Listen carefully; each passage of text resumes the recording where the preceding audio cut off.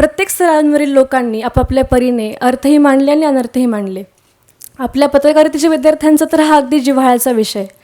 निवडणुकींचा अभ्यास करणे, निवडणुकीचा निकाल, प्रचाराचे मुद्दे, हे सर्व मुद्दे आपल्या अभ्यासाचे आहेतच. पण याही पलीकडे जाऊन निकालाचे परिणाम, देशाच्या राज्याचा कल, राजकारणाचा कल, ह्या सर्व गोष्टी जाणून घेणे तेवढेच महत्त्वाचे आहे. त्यामुळे ही व्याख्यानमाला आपल्यासाठी या सर्व गोष्टी जाणून घेण्यासाठी एक सोहळाच आहे. काल आपण ज्येष्ठ पत्रकार संजय मिस्किन यांच्याकडून उत्तर प्रदेशातील निवडणूक निकालांचा अन्वयार्थ जाणून घेतला. आज या व्याख्यानमालेचा दुसरा दिवस आणि आज आणखी एका ज्येष्ठ पत्रकार आणि राजकीय विश्लेषकाकडून आपण अन्वयार्थ जाणून घेणार आहोत. आजचे प्रमुख वक्ते आहेत ज्येष्ठ पत्रकार आणि राजकीय विश्लेषक सुनील तांबे सर, आणि ते आपल्याशी संवाद साधणार आहेत पंजाब आणि मणिपूरच्या विधानसभा निवडणुकीबाबतीत. मी आजचे प्रमुख वक्ते सुनील तांबे सर, यशवंतराव चव्हाण केंद्र मुंबई, विभागीय केंद्र औरंगाबाद चे सचिव निलेश राऊत सर, त्यानंतर प्राचार्य डॉक्टर रेखा शेळके, कार्यकारी आणि सदस्य तेंडुलकर सर यांना मी मंचावरती बोलवते. त्यांनी कृपया आसनस्थ व्हावं अशी माझी विनंती. मी माननीय निलेश राऊत सरांना विनंती करते की त्यांनी कार्यक्रमाचे प्रास्ताविक करावे. उत्तर प्रदेश विधानसभा निवडणूक या विषयावरती मुंबईतील पत्रकार संजय मिस्किन यांनी आपल्यासोबत संवाद साधला आणि आज ज्येष्ठ पत्रकार आणि लेखक आणि राजकीय विश्लेषक आदरणीय सुनील तांबे सर यांना आपण आमंत्रित केलेलं आहे पंजाब आणि मणिपूर या दोन राज्यांच्या विधानसभा निवडणुकांच्या विश्लेषणासंदर्भात. सर्वप्रथम मी सुनील तांबे सरांचं आजच्या या कार्यक्रमामध्ये हार्दिक स्वागत करतो. त्याचबरोबर आज या कार्यक्रमाला, या व्याख्यानाला विशेष उपस्थित असलेले आदरणीय व्यंकटेश केसरी सर, आदरणीय देविदास तुळजापूरकर सर, दैनिक सकाळचे कार्यकारी संपादक आदरणीय दयानंद माने सर, डोळे sir, Bardapurkar sir, Prashant Pawar sir, या सर्वांचं मी आणि उपस्थित सर्व विद्यार्थी आणि हे व्याख्यान आज ऐकायला आवर्जून उपस्थित असलेले नागरिक यांचं देखील मी हार्दिक स्वागत करतो. या ठिकाणी 5 राज्यांचे जे निवडणूक निकाल आले त्याच्यामध्ये 4 राज्य जी होती त्या 4ही राज्यांमध्ये भाजपची सत्ता आलेली आहे आणि एकच राज्य असं होतं की पंजाब, की जिथं आम आदमी पार्टीची आता सत्ता येईल, तिथला त्यांचा मुख्यमंत्री तिथं स्थानापन्न होईल. तर या सगळ्या प्रक्रियेमध्ये पंजाबमध्ये जे आधी शेतकरी आंदोलन झालं, मागील 1.5-2 वर्षांपासून शेतकरी आंदोलनाची जी सगळी प्रक्रिया सुरू होती, जे आंदोलन सुरू होतं आणि त्याच्यामध्ये पंजाबमधल्या शेतकऱ्यांचा आणि राजकीय पक्षांचा जो सहभाग होता, शिरोमणी अकाली दलापासून, काँग्रेसपासून, आम आदमी पार्टीपासून, हे सगळ्या जणांनी ते जे इलेक्शन मध्ये म्हणजे त्या आंदोलनामधून नंतर पुढे जाऊन इलेक्शन कॅम्पेनपर्यंत जे सगळे मुद्दे महत्त्वाचे पुढे घेऊन गेले होते आणि नंतर मणिपूरची जी इलेक्शन होती ती नेमकी कशी होती, या सगळ्या अनुषंगाने आज आदरणीय सुनील तांबे सर या ठिकाणी मांडणी करतील. आदरणीय सुनील तांबे सरांचा परिचय आपल्याला आता थोड्या वेळाने ऐकायला मिळेलच, पण त्यांचा या सगळ्या गोष्टींवरती एक वेगळा अभ्यास आहे. भौगोलिक परिस्थितीच्या अनुषंगाने ते या सगळ्या विषयाकडे बघतात, त्या विषयाची मांडणी करतात आणि भारत समजून घेताना संपूर्ण वेगळ्या पद्धतीची जी संस्कृती आणि जीवन आहे ते नेमकं कसं त्याचा राजकारणावरती परिणाम होतो हे जर सगळं समजून घ्यायचं असेल तर सुनील तांबे सर हे त्यातलं महाराष्ट्रातलं सगळ्यात अतिशय उत्तम नाव आहे की ज्यांच्याकडनं महाराष्ट्र तुम्हाला एका वेगळ्या पद्धतीने समजून घेता येतो. त्यांच्यासोबत मी स्वतः महाराष्ट्रात हजारो किलोमीटरचा प्रवास केलेला आहे आणि जेव्हा आम्ही वेगळ्या पद्धतीने नेहमी दौरे करत असताना महाराष्ट्र फिरतो आणि तांबे सरांसोबत जेव्हा महाराष्ट्र फिरतो त्यावेळेला जे महाराष्ट्राचं वेगळ्या पद्धतीचं आकलन होतं ते खरोखरच तुम्हाला ब्रिंगिंग तुमचं करणारं असतं. तर असे सुनील तांबे सर, आज तुम्ही खूप लकी आहात. मी तुम्हाला सांगतो की तांबे सरांसारखे एक महत्त्वाचे राजकीय विश्लेषक, आणि फक्त त्यांचं विश्लेषण हे राजकारणापुरतं नाही आहे तर ते शेती, पर्यावरण, तिथलं मार्केट, तिथलं समाजजीवन, तिथलं जात, तिथली धर्म, या सगळ्या गोष्टींचा कानोसा ते त्यांच्या मांडणीतून सतत घेत असतात. आणि ज्यांनी आतापर्यंत फेसबुकवरती त्यांना फॉलो केलं नसेल तर नक्की त्यांना फेसबुकवरती फॉलो करा. आता परिचयात त्यांनी जी पुस्तकं लिहिली आहेत किंवा ज्या पुस्तकांचा अनुवाद केला आहे त्याचा तपशील येईलच, पण त्यांची जी फेसबुकवरची जी लिखाण असतं त्यांचं ते फेसबुकवरचं लिखाण देखील अतिशय महत्त्वाचं एक डॉक्युमेंटेशन आहे. कारण की फेसबुकवरती फक्त स्वतःचे फोटो किंवा स्वतःचे काय आज आपण इथं होतो तिथं होतो या टाकण्याच्या पलीकडे जाऊन फेसबुककडं मराठी जे लिखाण करणारी मंडळी आहेत त्याच्यामध्ये एक सिरियस लिखाण करणारे व्यक्ती म्हणून आणि त्याला एक फेसबुकच्या लिखाणाला देखील एक वेगळा दर्जा प्राप्त करून देण्यामध्ये सुनील तांबे सरांचा मोठा वाटा आहे.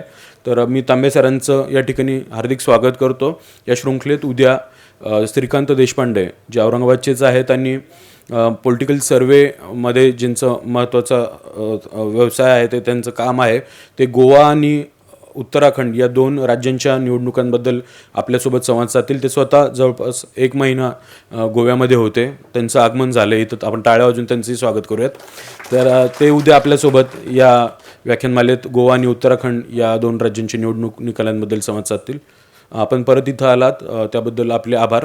हा कार्यक्रम सरांचं भाषण संध्याकाळी 6 वाजता MGM journalism college YB Chavan सेंटरचं फेसबुक पेज आणि निलेश राऊत या तिन्ही फेसबुक पेजवरती प्रसारित केलं जाईल. तर जे आज इथं उपस्थित नसतील किंवा ज्यांना हे तांबे सरांचं भाषण तुम्हाला दाखवायचं असेल ऐकवायचं असेल तर नक्की ते पेजवरून तुम्ही शेअर करा. थँक्यू. त्यानंतर ते इंग्रजी पत्रकारितेत गेले. डेक्कन हेराल्ड या वर्तमानपत्राचे मुंबई प्रतिनिधी म्हणून त्यांनी काम सुरू केले. महाराष्ट्र आणि गुजरात या 2 राज्यांतील राजकीय आणि अन्य विषयांचे वार्तांकन ते करत.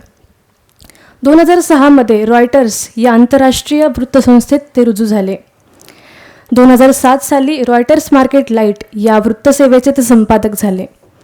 देशातील शेतमालाच्या आणि बाजारपेठेच्या वृत्तांकनाची जबाबदारी त्यांच्यावरती होती.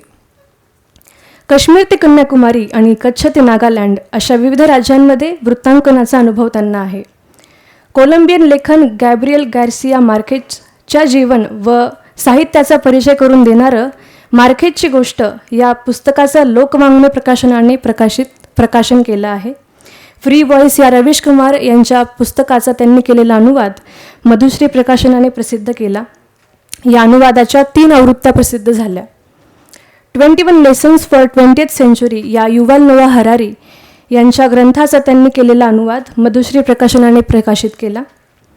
मान्सून विस्डम या विषयावर ग्रंथ लिहिण्याबाबत त्यांना एका आंतरराष्ट्रीय प्रकाशन संस्थेने करारबद्ध केलं आहे. मान्सूनच्या राजकीय, सामाजिक, सांस्कृतिक बाजूंवरती लिखाण करण्याच्या कामात ते सध्या गुंतले आहेत. असा प्रचंड व्यासंग आणि अनुभव असलेले माननीय सुनील तांबे सर आज आपल्यासोबत आहेत. ही खरं आपली एक भाग्याची गोष्ट आहे. मी सरांना विनंती करते की त्यांनी पंजाब आणि मणिपूर राज्यांच्या विधानसभा निवडणुकीबाबतीत आम्हाला मार्गदर्शन करावे.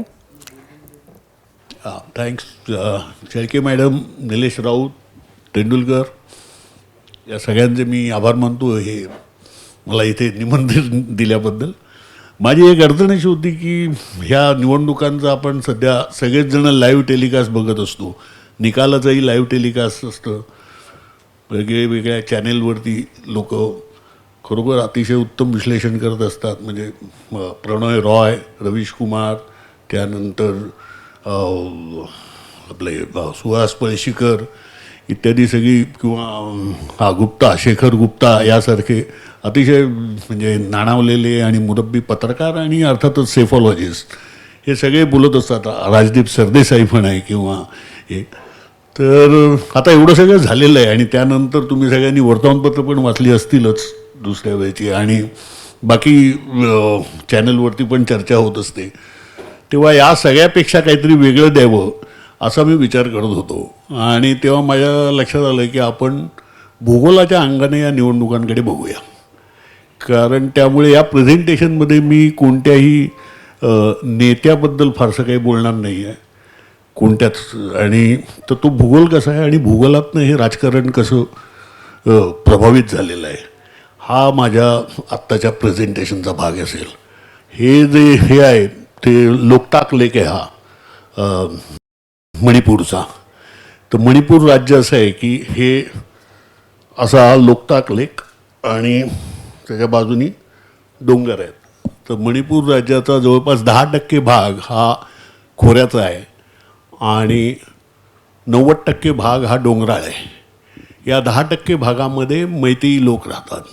हे लोकटाक लेक अतिशय म्हणजे तिथे पॉवर जनरेशनही होतं आणि या लोकटाक लेकची एक वैशिष्ट्य असं आहे की ती शेती अशी ओढून इकडे तिकडे नेता येते त्याच्यावरती. आणि त्या तरत्या बेटावरती असलेलं हरण हे मणिपूरचं राज्याचं प्राणी आहे तो. तर त्या हे जे मैतेई लोक आहेत हे म्हणजे हा जो खोऱ्याचा प्रदेश आहे इकडे ज्याला असं म्हणतात बारमाही शेती केली जाते. बारमाही म्हणण्यापेक्षा स्थायी शेती केली जाते आणि डोंगराळ भागामध्ये प्रामुख्याने झूम कल्टिवेशन असतं. म्हणजे एका डोंगर उतारावरचा हा जंगल जाळायचं, तिकडे लावणी म्हणजे काय ते पेरणी करायची, पीक काढायचं, पुढच्या वेळेला दुसरा डोंगर उतार जाळायचा. हे मी एवढ्यासाठी सांगतोय की मणिपूरच्या राजकारणात त्याचं खूप महत्त्व आहे म्हणून सांगतोय, केवळ जनरल नॉलेज म्हणून सांगत नाही. याचं कारण असं असतं की जिकडे स्थायी शेती असते तिकडे शेतीचं वेगळं तंत्र वापरायला लागतं, म्हणजे थोडीफार प्रगत शेती करायला लागते. त्यामुळे मैतेई लोक हे थोडे प्रगत आहेत. आणि हे जे डोंगराळ भागात बसलेले नागा, कुकी, झोमी म्हणजे जवळपास 37 ट्राईब असतील तिकडच्या, तर त्यांची शेती ही वेगळी असते. आणि त्यांचे जे संघर्ष आहेत म्हणजे मणिपूरमध्ये 31 डझनाहूनपेक्षा अधिक अतिरेकी किंवा फुटीरतावादी किंवा सशस्त्र गट आहेत. तर त्याचं प्रत्येक जमातीची जी आयडेंटिटी आहे ती जमिनीच्या मालकीशी किंवा नैसर्गिक संसाधनांच्या मालकीशी निगडीत आहे आणि त्यातून ते गट निर्माण होतात. म्हणजे आयडेंटिटी पॉलिटिक्स जे आपण म्हणतो, अस्मितेचं राजकारण, ते प्रामुख्याने जमिनीच्या मालकीशी निगडीत आहे. आणि हे जे म्हणून तो नागा कुकी संघर्ष जो आहे तो याच्यामुळेच आहे. असं नाही आहे की नागांना कुकींची जमीन हवी आहे किंवा कुकींना नागांची जमीन हवी आहे. मुळात ही जमीन कोणाची हाच एक वादग्रस्त प्रश्न ठरतो. कारण यावर्षी मी या इकडचं रान कापतो, दुसऱ्या दिवशी तिकडचं, तिसऱ्या वर्षी तिकडचं, अशी समजा 10 वर्षाची सायकल असेल, मध्ये दुसराही कोणी येऊन जात असेल, कारण ते पुरत नाही ना ती जमीन, म्हणजे ती शेती पुरत नसते. त्यामुळे अशा प्रकारची ही नागाकुकी संघर्ष आहे आणि इतरांचे आहेत. मग जरा नेक्स्ट स्लाईड. तर आपल्याला मणिपूर म्हटल्यानंतर साधारणपणे या 2-3 गोष्टी माहिती आहेत. एक म्हणजे यांनी जो मुख्यालयासमोर जो निदर्शनं केलेली होती आसाम रायफल्सच्या, की ही बाई आहे मनोरमा थांगजम, हिच्यावरती रेप करून ती 37 वर्षाची होती. आसाम रायफल्सच्या जवानांनी तिच्यावरती हे केला आणि तेव्हापासून ते म्हणजे ही जी घटना घडली ती काहीतरी 2004ची आहे. त्यावेळेला बायकांनी असा तो प्रोटेस्ट केला, नग्न या होत्या आणि त्याच्यात त्यांनी असं लिहिलेलं होतं की इंडियन आर्मी रेपस, आणि ह्या आसाम हेडक्वार्टर्सच्या पुढे. तर ही आपल्या सगळ्यांना मणिपूर म्हटल्यानंतर चटकन आठवणारं. तर दुसरी म्हणजे ह्या तिकडे जो आफ्सा म्हणून कायदा आहे, arm forces special power act, त्या कायद्यान्वये कोणत्याही नागरिकाला जे राखीव दलं जी आहेत म्हणजे BSF किंवा बॉर्डर सिक्युरिटी फोर्स किंवा अशी जी दलं आहेत, ही कोणत्याही नागरिकाला कधीही अटक करू शकतात किंवा खूनही त्याचं करू शकतात, म्हणजे त्याला गोळीही मारू शकतात आणि त्याची कोणत्याही प्रकारची चौकशी करता येत नाही. म्हणजे त्याच्यावरती त्यांना कोणतंही शासन करता येत नाही. करायचंच झालं तर मिलिटरी किंवा तत्सम जे म्हणजे न्यायालयात न्याय मागता येत नाही असं आहे. तर हा आपल्याला साधारणपणे मणिपूरबद्दल जनरली लोकांना माहिती असते. दुसरं प्लीज सेकंड स्लाईड. दुसरी म्हणजे इरोम शर्मिला, ही तर सगळ्यांनाच माहिती आहे की तिने त्या आर्म फोर्सेस स्पेशल पॉवर्स ॲक्टपासून मणिपूरला मुक्ती मिळावी यासाठी तिने 16 वर्ष उपोषण केलेलं होतं.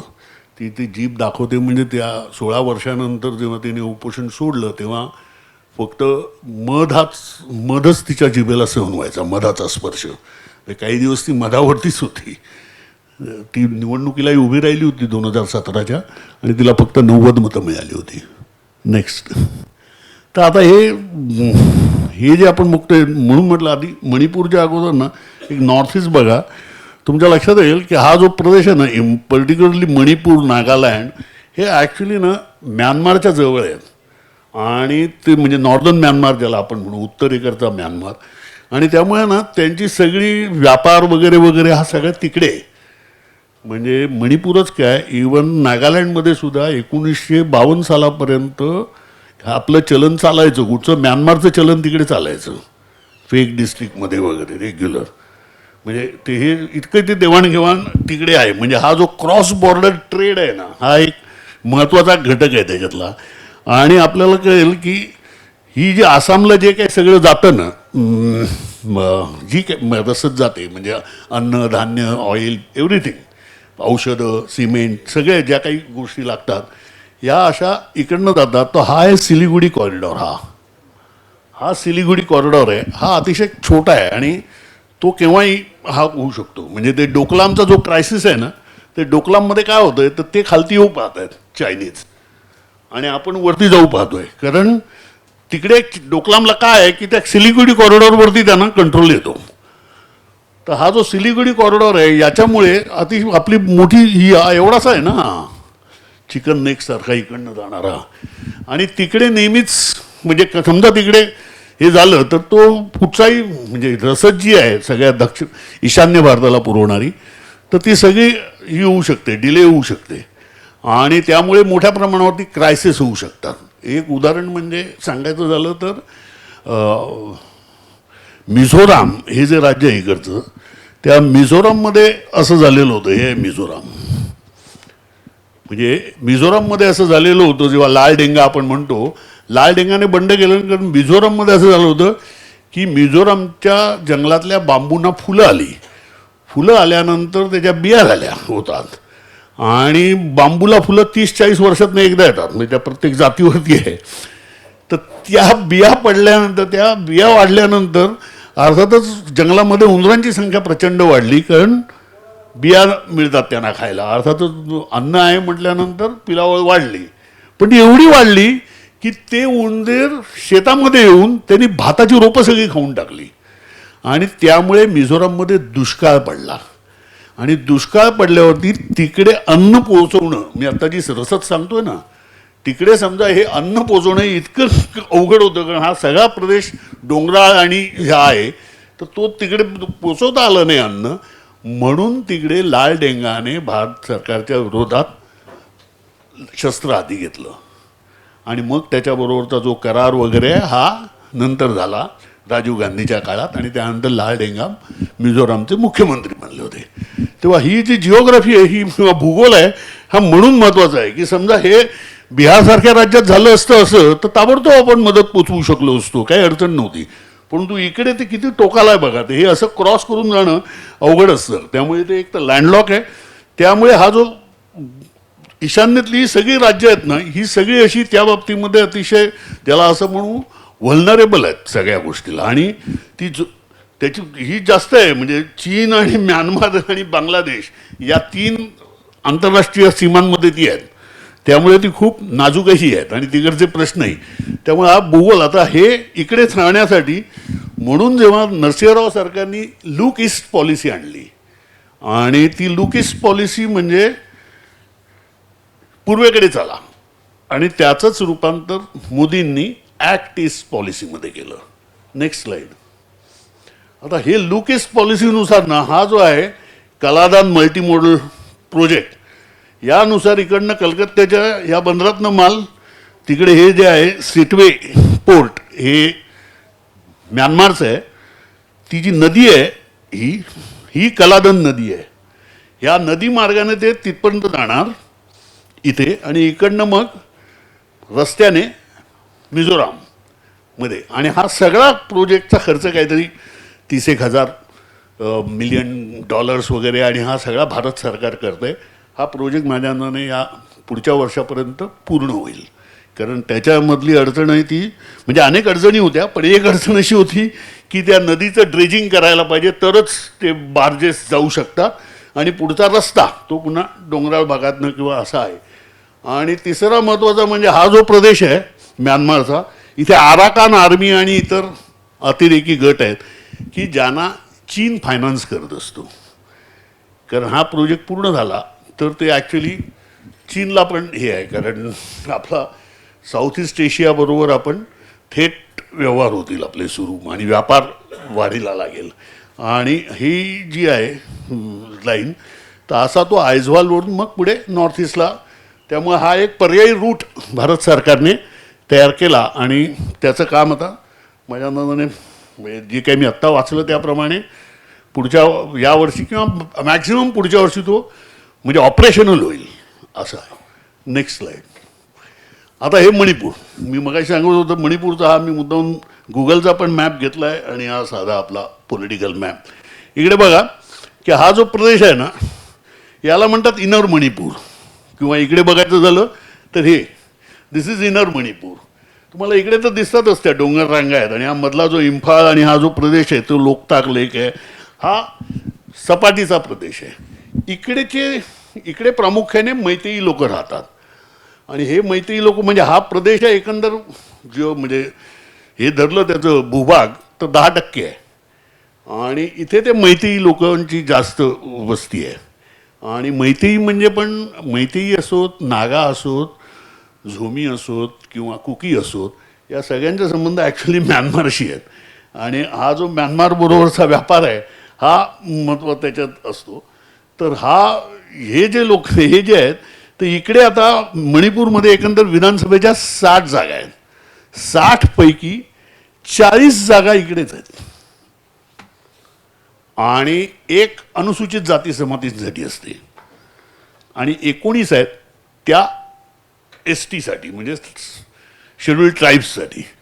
म्हणजे या सगळ्या प्रदेशाला 19 जागा आहेत, एवढ्या या प्रदेशाला 40 आहेत, आणि एक धरली तर 41 आहेत, असं होतं.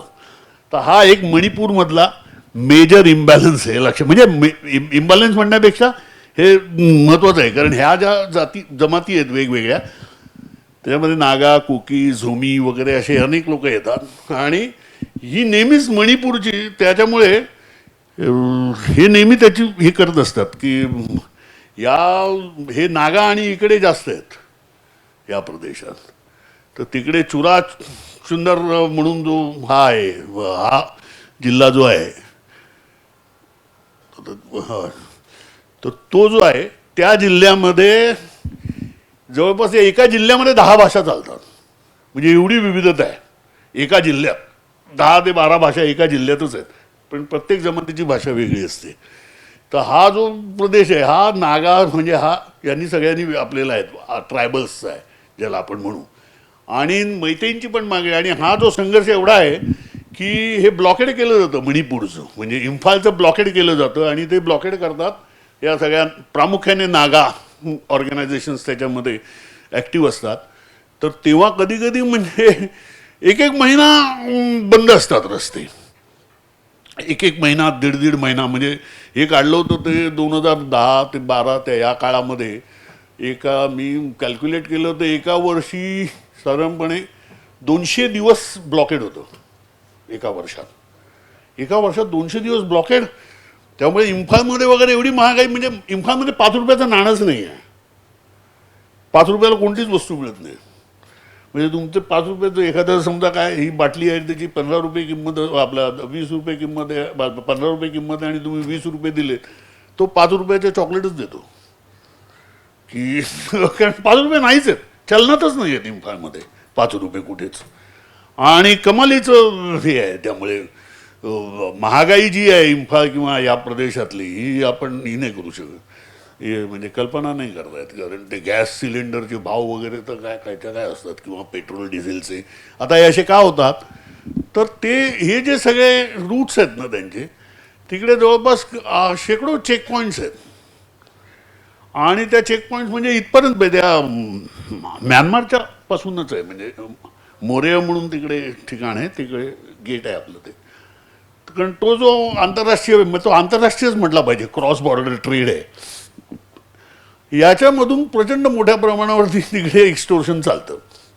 आणि ते BSF सरकार, म्हणजे राज्य सरकार, BSF आणि हे बाकीचे, आणि त्याच्यामधनं मग ड्रग्सचा पण मोठा असतं ना. म्हणजे मणिपूरमध्ये बऱ्याच ठिकाणी म्हणजे असं आपल्या घराबाहेरच पॉप्युला होतात, म्हणजे अफूची लागवड केलेली असते, आणि मोठ्या प्रमाणावर ड्रग ट्रॅफिकिंग हे तिकडे होतं, किंवा इवन गोल्ड पण, सोनं याचंही. आणि आपल्याकडनं ज्या वस्तू जातात त्याच्यामध्ये सिमेंट, त्यानंतर मोटारीचे सुटे भाग. आता मोटारीचे म्हणजे ते बहुतेक सगळे डुप्लिकेट असतात, कारण हे नाहीच आहे. पण सिमेंट जायचं म्हणजे सिमेंट इकडनं यायला लागतं ना आसामवरनं.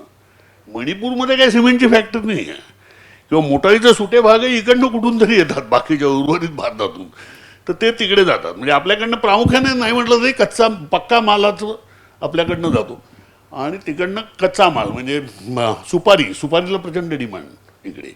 अख्खी नॉर्थ ईस्ट सुपारीवरती चालते. म्हणजे रोज लोक आपण चहा पितो तसे लोक सारखे सुपारीच खात असतात.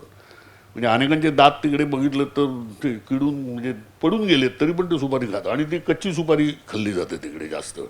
ती एकदम गरम असते आणि ती गरजेची असते कारण अंगात हीट निर्माण होते. ती अतिशय कच्ची सुपारी खाल्ली तर खरोखर हे इकडे कान बिन असे गरमच होतात ते खाल्ल्यानंतर. आणि ते लोक सारखे ते सुपारी तोंडातच टाकत असतात कारण हिवाळ्यामध्ये टेम्परेचर खूपच ड्रॉप होतं. म्हणजे इकडे तर बर्फही पडतो हिवाळ्यात या ठिकाणी काही कारण तो हिमालयाचाच भाग आहे ना ॲक्च्युली. म्हणजे तो हिमालयाचा वळलाय तो आराकान म्हणजे हिमालयच आहे तो ॲक्च्युली. तो याच्यात जातो. तर त्यात इथे त्यामुळे हे जे हा व्यापार आणि तर त्या व्यापारातनं येणारा पैसा आणि त्याचं पर्सेंटेज वेगवेगळ्या पॉलिटिकल पार्टीजना. त्यामुळे आपल्याला जसं वाटतं म्हणजे इकडे आपण जसं बोलतो ना की हे दहशतवादी गट आहेत, हे फुटीरतावादी गट आहेत, असं तिकडे खरं नाही आहे काही एवढं. म्हणजे ते आहेत फुटीरतावादी गट, दहशतवादी गट सगळं आहे, परंतु ते काही इनडिस्क्रिमिनेट फायरिंग करत नसतात कोणावरती. ते कोणाला असं लुटालूट करतात. त्याचं एक अर्थकारण नीट रुजलेलं आहे. म्हणजे त्याची एक इकॉनॉमी आहे त्या याची. आणि त्या इकॉनॉमीवरती ॲक्च्युली काँग्रेस सरकार चालत होतं. म्हणजे जे काही 15 वर्ष इबोबी सिंगची राजवट होती. इबोबी सिंग हे होते ना, ओक्राम इबोबी सिंग हे मणिपूरचे सलग 3 टर्म मुख्यमंत्री होते. तर मणिपूरमध्ये त्यांना 10% इबोबी असंच नाव होतं. म्हणजे ॲक्च्युली ते पर्सेंटेज खूप वाढलं आहे, परंतु पहिलं होतं ते त्यांना 10% इबोबी असंच त्यांची ओळख होती मणिपूरमध्ये. नेक्स्ट, तर आता मणिपूरमध्ये साधारणपणे 33% आदिवासी जमाती आहेत. राज्यातील 90% डोंगराळ प्रदेशात सुमारे 12 लाख आदिवासी लोकसंख्या आहे. म्हणजे एकूण लोकसंख्येच्या जवळपास 42%. आणि आदिवासींसाठी 19 मतदारसंघ आहेत आणि ते राखीव आहेत. इम्फाल खोऱ्याचा प्रदेश हा एकूण क्षेत्रफळाच्या केवळ 10% आहे. तिकडे 57.2% लोकसंख्या आहे. तिकडे 41 मतदारसंघ आहेत. म्हणजे त्याच्यातला एक मी मगाशी सांगितलं त्याप्रमाणे अनुसूचित जातींसाठी आहे. आदिवासी आमदार 60,000 लोकसंख्येचं प्रतिनिधित्व करतो, तर आदिवासी प्रदेशातील आमदार 40,000 लोकसंख्येचं प्रतिनिधित्व करतो. मणिपूर राज्यात 8 विद्यापीठ आहेत आणि सगळीच एक वगळता सगळीच्या सगळी त्या 10% किंवा ज्याला आपण इनर मणिपूर म्हणतो तिकडेच आहेत. आता नेक्स्ट, तर त्यामुळे हे 2015 साली काय झालं हे महत्त्वाचं आहे. कारण आत्ताच्या निवडणुकीत किंवा 2017च्या निवडणुकीत ते महत्त्वाचं आहे की 2015 साली ऑगस्ट महिन्यात मणिपूर विधानसभेने 3 विधेयकं पारित केली. एक होतं प्रोटेक्शन ऑफ मणिपूर विधेयक, त्यानंतर Manipur land revenue and land reform सुधारणा आणि मणिपूर शॉप्स अँड एस्टॅब्लिशमेंट सुधारणा विधेयक. ही जी विधेयकं आहेत त्याच्यामुळे आपल्या जमिनी या जातील, बाहेरचे लोक येतील असं एक साधार भीती सगळ्या ट्रायबल्सना वाटली. म्हणजे मैत्रींना सुद्धा वाटली खरं तर, पण ट्रायबल्सना जास्त, कारण मैत्रींची परिस्थिती तुलनेने चांगली आहे. तर त्यामुळे त्यांनी त्याच्या विरोधात हे झाले, म्हणजे मोठी निदर्शनं झाली. म्हणजे काही मंत्र्यांची घरं बिरं पण जाळून टाकण्यात आली आणि आमदारांची पण काही घरं जाळली. म्हणजे कोणाला मारलं नाही, ठार नाही गेलं, पण घरं वगैरे इतका तो प्रोटेस्ट होता. या आदिवासींमध्ये पण अनेक गट आहेत. म्हणजे नागा जमातींना आता तिकडे एक पर्याय असा आहे की बाबा बोडोंसाठी जसं केलं आहे की ऑटोनॉमस डेव्हलपमेंट काउन्सिल तयार करायची या प्रदेशासाठी, तसंही आहे. परंतु आता त्या प्रदेशामध्ये नागा आणि कुकी हे एकत्र आहेत. त्यामुळे कुकींचा त्याला विरोध असतो की अशी ऑटोनॉमस काउन्सिल केली तर ती नागांची असेल. बरं, नागांना तो सगळा प्रदेश नागालँडमध्येच समाविष्ट करून हवा आहे, अशीच एक मागणी. त्यामुळे यांच्यामध्ये हे जे संघर्ष आहेत हे चालू असतात. आणि मैत्री जरी प्रगत समजले जात असले तरी ही गोष्ट खरी आहे की ते त्यांना म्हणजे तुम्ही इम्फाल एअरपोर्टला उतरलात तर सगळ्या मैत्री ज्या बायका असतात त्याच वेलकम टू मणिपूर वगैरे असं स्वागत करणारं असतं.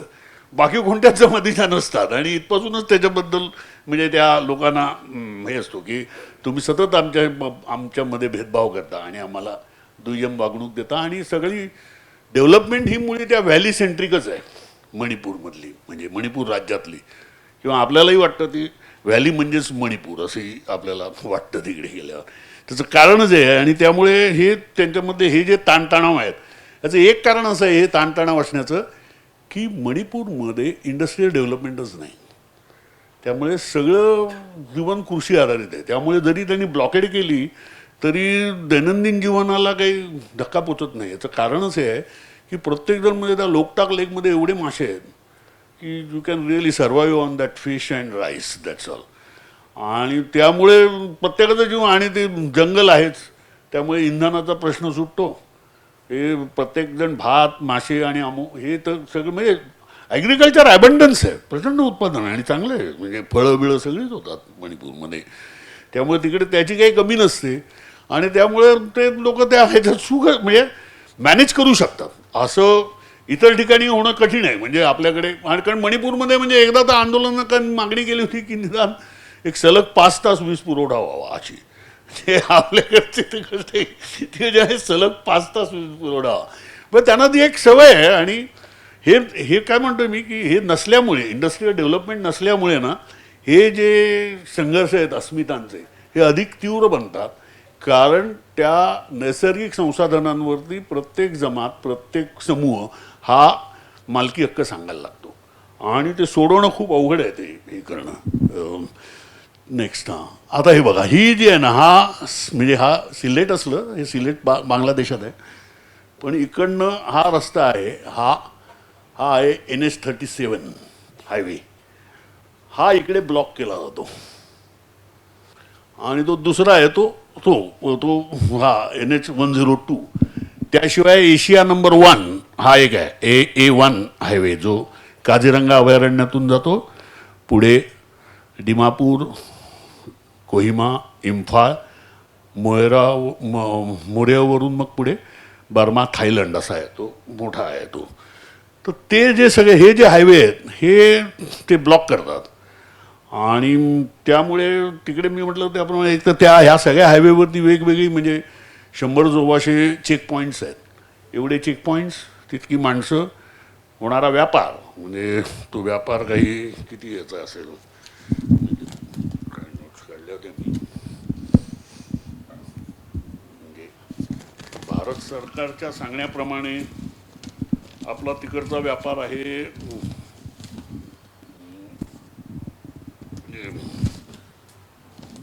साधारणपणे $1.3 to $2 billion एवढा व्यापार आहे आपला म्यानमार बरोबरचा. आता हे तुम्ही त्याच्यामध्ये जोडा म्हणजे ही चेक पॉईंट्स आणि त्याच्यावरनं निघणारी रक्कम, म्हणजे मग आपल्याला कळेल की हा इतके $1 billion 1.6 $2 billion पैकी एक 10% इबोबी उगाच म्हणायचे नाही. तर एवढा समजा पैसा इकडे येत असेल तर काय परिस्थिती होईल, आणि कुठची शस्त्र वगैरे सगळंच शक्य आहे ते घेणं. तर हे जे होतं तर त्याला तो चेक बसत होता. आता मी इकडे येतोय की भाजपचं आता 2017 आणि हे बघा काय, तर मला लक्षात भाजपला 2017ला 21 जागा होत्या, तरी पण त्यांनी सरकार स्थापन केलं. कारण का, तर Lok Janshakti Party, Naga People's Front, National People's Front यांनी त्यांना पाठिंबा दिला. Naga People's Front, National People's Front या आदिवासींच्या आहेत. त्यानंतर लोक जनशक्ती पार्टी म्हणजे ती एक जी सीट आहे ना याची राखीव, त्याच्यावरती आले. तर हे जे हिंदू आणि मैतेई लोक आहेत हे त्या व्हॅलीमध्ये कॉन्सन्ट्रेट झालेले आहेत.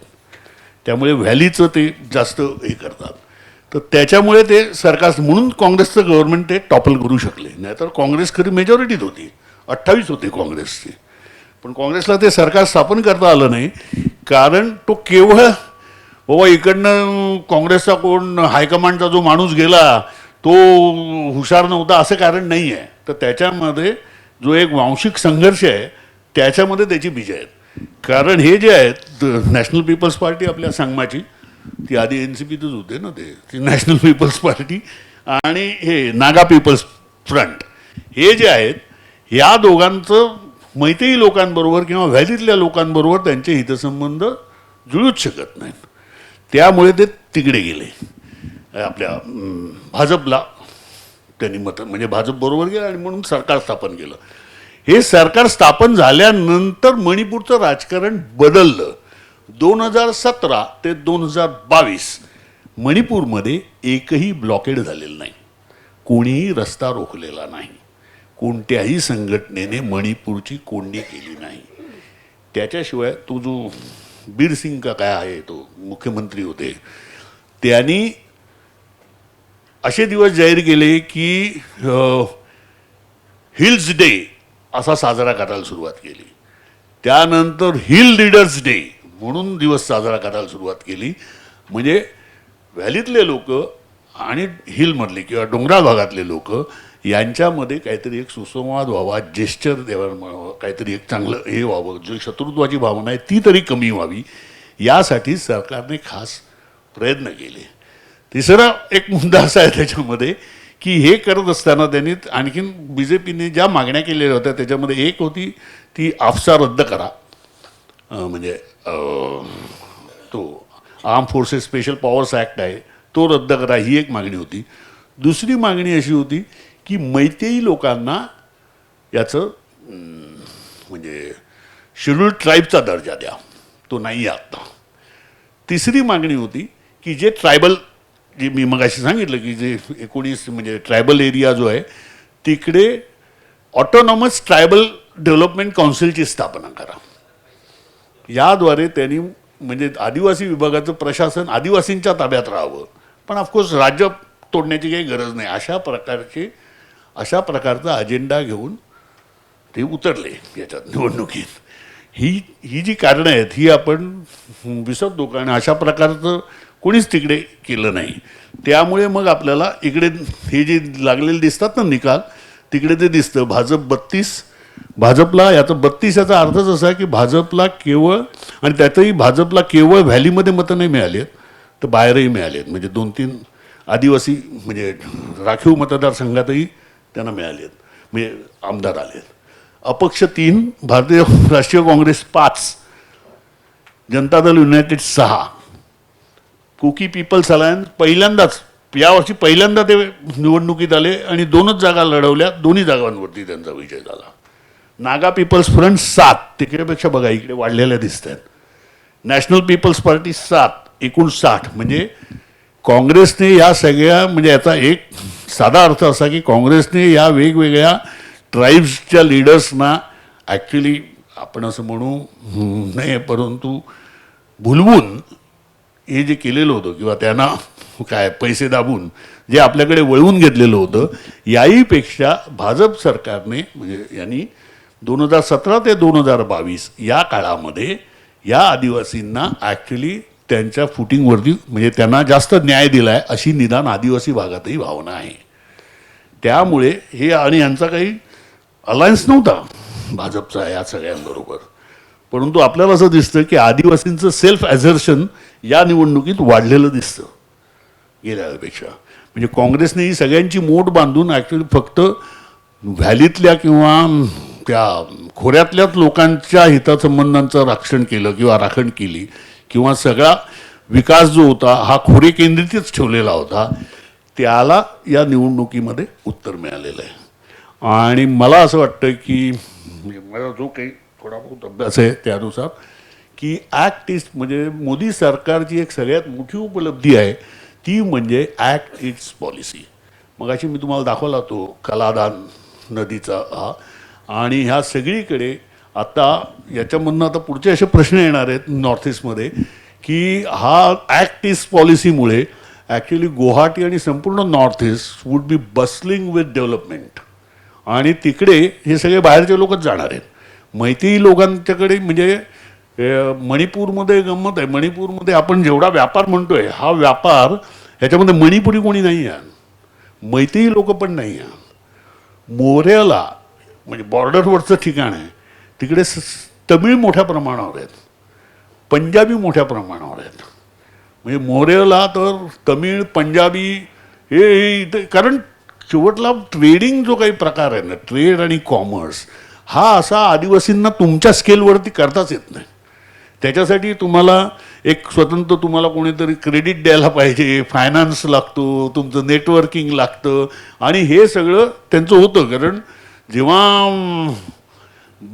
म्यानमारमध्ये जेव्हा इंडियन्सच्या विरोधात ते झालं आंदोलन सुरू झालं तेव्हा ते ॲक्च्युली बरेचसे लोक मोरेला आले. ते तमिळ तिकडे आहेत आणि तिकडे तमिळ तर मंदिर पण आहे त्यांचं व्यवस्थित. त्या तमिळ लोकांना म्हणजे डोसा बिसा सगळं मिळतं मोरेला. इडली डोसा वगैरे सगळं मिळतं. म्हणजे त्यांची हॉटेल्स वगैरे असं सगळं आहे त्यांचं. आणि ते एकदम आनंदात राहतात. त्यांचं काही हे नाही, भांडण नाही कोणाशी. म्हणजे त्यांच्या विरोधात काही तिकडे होतंय असंही नाही आहे. तर ते मुद्दा असा की हा व्यापारामध्ये किंवा ट्रेड कॉमर्स जेव्हा फ्लरिश होणार ना, तेव्हा या नॉर्थ ईस्टमध्ये हे जे लोक आहेत म्हणजे स्थानिक लोक आहेत हे अधिक डावलले जातील. आता त्याच्यातून काही एक गंभीर प्रश्न निर्माण होऊ शकतात. पण आता ते कसे करायचे ते तिकडची स्थानिक आणि सेंट्रल लिडरशिप त्याची काळजी घेईल. परंतु त्यामुळेच हे जे नागांचं पण तुम्ही बघितलं ना तर National Socialist Council of Nagaland ही जी NSCN ची जी ही आहे त्यांची दहशतवादी किंवा फुटीरतावादी संघटना म्हणू आपण, या संघटनेने कुठचे हल्लेबिल्ले काही या सगळ्या काळात केलेले नाही आहेत. अतिशय शांतता ठेवलेली आहे तिकडे. म्हणजे तो जो काही पीस अकॉर्ड आहे तो त्यांनी मोडलेला नाही आहे आणि भारत सरकारनेही मोडलेला नाही आहे. आणि NSCNचं म्हणजे मणिपूरच नाही, मी NSCNच्या एका कॅम्पला गेलो होतो. तर हा तुमचा जेवढा कॅम्पस आहे एवढा तो कॅम्प हेब्बर्डला मी गेलो होतो. ह्या तिकडे म्हणजे सगळे ते नागा मिलिटंट आपण म्हणूच शकत नाही, त्यांचं रेग्युलर सैन्यच आहे. म्हणजे बायका वगैरे अगदी त्या म्हणजे या सगळ्या ऑटोमॅटिक वेपन्स आणि विथ व्हेकल्स जीप वगैरे होत्या, त्या जीपवरती लॉन्च केले आणि आतमध्ये जाताना जाग्यावरती चेकपोस्ट होती, तुम्ही हे बघून सोडायचे. आणि तिकडे जे नागा लोक आलेले होते त्यांच्या जेवणाची वगैरे सगळं ते रेग्युलर पेपरमध्ये जाहिरात द्यायचे रिक्रुटमेंटची पोलिसांच्या. NSCNची पोलीस आपली सैनिकांची रिक्रुटमेंट आहे अशी जाहिरातच यायची. मग महिन्याला इतका पगार मिळेल वगैरे वगैरे असं सगळं असायचं. म्हणून म्हटलं ते आपण दहशतवादी म्हटल्यानंतर अशा काय आपल्या ज्या कल्पना नव्हत्या तिकडच्या काढून तिकडे एकदम वेल ऑर्गनाइज्ड आहे ते. म्हणजे तिकडे जे उद्योगधंदे आहेत नागालँडमध्ये किंवा मणिपूरमध्ये तिकडे साधारणपणे लोक तिकडे असं म्हणतात आम्ही टॅक्स गोळा करतो असं ते सांगतात.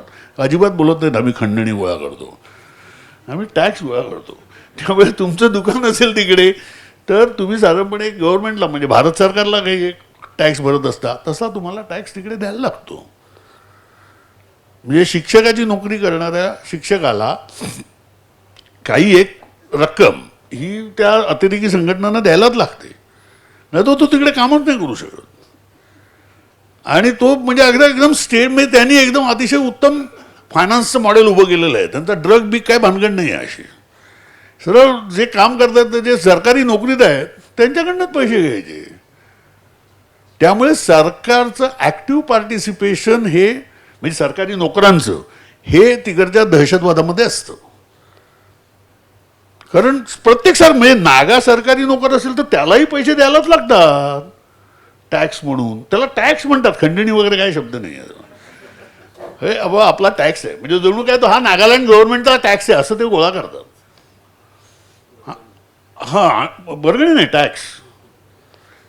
आणि अक्षरशः ते म्हणजे हे ते काय म्हणजे कॅशच गोळा करतात ना ते. विचार करा कॅश म्हटल्यानंतर काय परिस्थिती असेल. बरं तिकडे हे काहीच नाही ना, म्हणून मग त्याच्यातनं ती सगळी काय त्यांचं सैनिक सगळी हे आहे एकदम अत्याधुनिक यंत्रणा असते त्यांची. तर हे जे आहे आता ज्यांना समजा आपण सामावून घ्यायचं असेल तर अर्थात प्रत्येकाच्या बाबतीत प्रयत्न सुरू आहे. परंतु हा प्रश्न कदाचित उद्या ॲक्ट ईस्ट पॉलिसीमुळे मोठ्या प्रमाणावरती हे होणार की आपला जो एक्सपोर्ट आहे इकडचा म्हणजे मला वाटतं म्हणजे सॉफ्टवेअर हबही होऊ शकते ही गुवाहाटी वगैरे वगैरे. त्यामुळे बघाल ते गुवाहाटी वगैरे सगळ्या रस्त्याची कामं आहेत ना ही अतिशय वेगाने सुरू झालेली आहेत. म्हणजे पुढच्या 2 वर्षात इम्फाळला ट्रेन जाईल. आणि तिकडचं म्हणजे मणिपूरच्या राजकारणामध्ये केंद्र सरकारचा वाटा एवढा म्हणजे मणिपूरचं टोटल जे काही रेव्हेन्यू आहे ना त्याच्यापैकी 90% रेव्हेन्यू हा केंद्राने दिलेल्या आर्थिक मदतीचा आहे. त्यामुळे केंद्र सरकारचा इन्फ्लुएन्स तिकडे नेहमीच असतो. कारण 90% राज्य सरकारचं जे काही उत्पन्न दाखवलं जातं त्याच्यामधला 90% वाटा हा केंद्रातनं आलेल्या मदतीचा आहे. आता याच्यापैकीच ते टॅक्स गोळा करतात ना, म्हणजे हे सगळं ते असं ते इंटरलिंक्ड आहे खूप.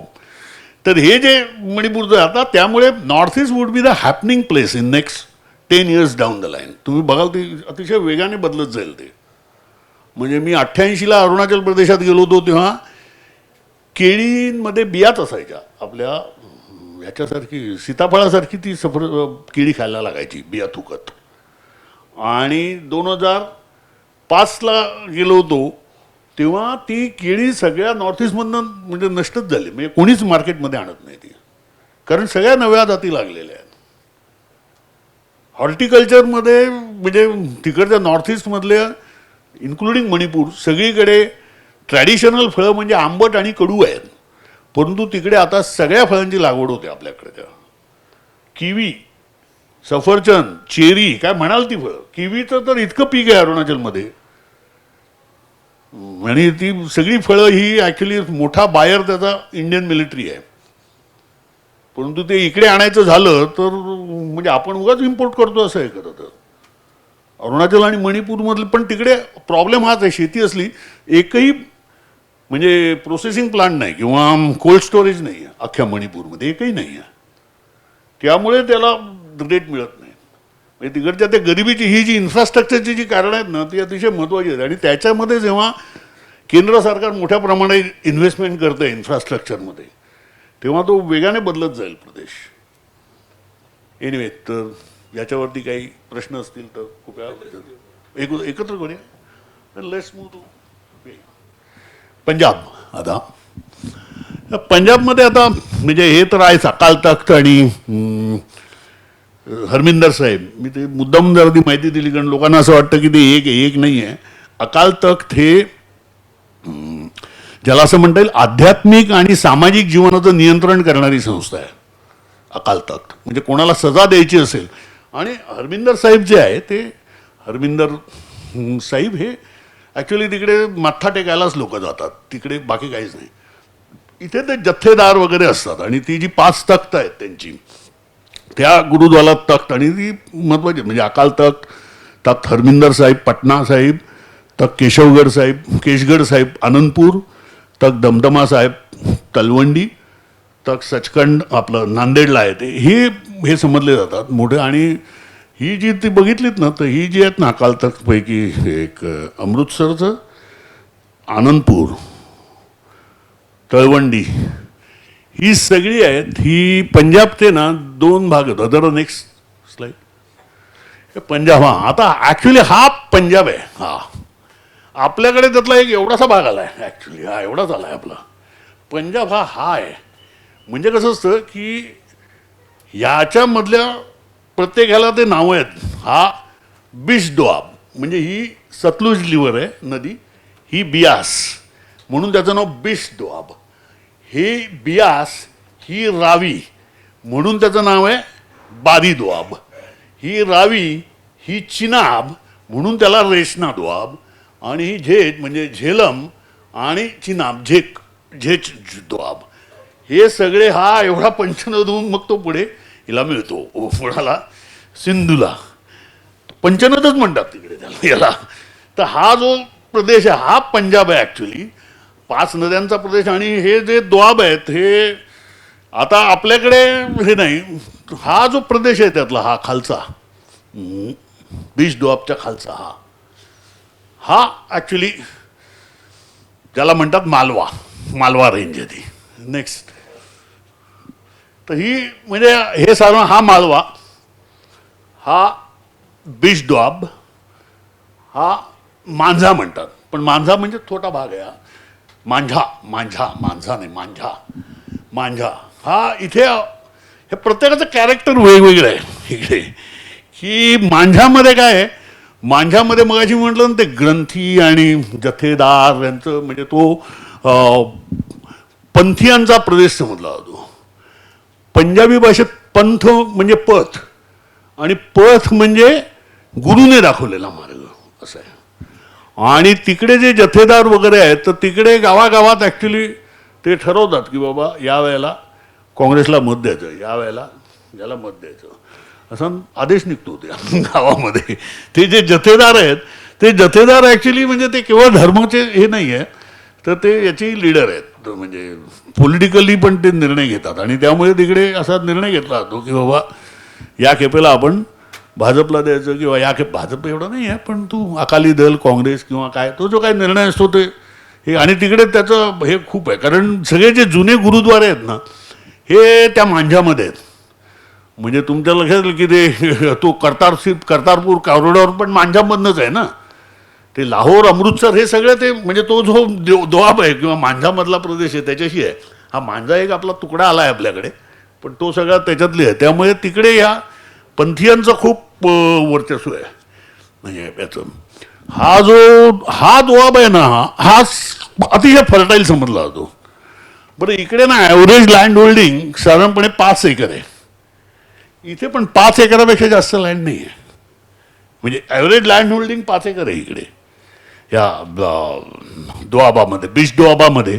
आणि बीच दोआबाची जमीन अतिशय सुपीक समजली जाते, अतिशय सुपीक जमीन. त्यामुळे साधारणपणे काय म्हणायचं ते साधारणपणे 4 पिकं घेतात, 3 ते 4 पिकं घेतात.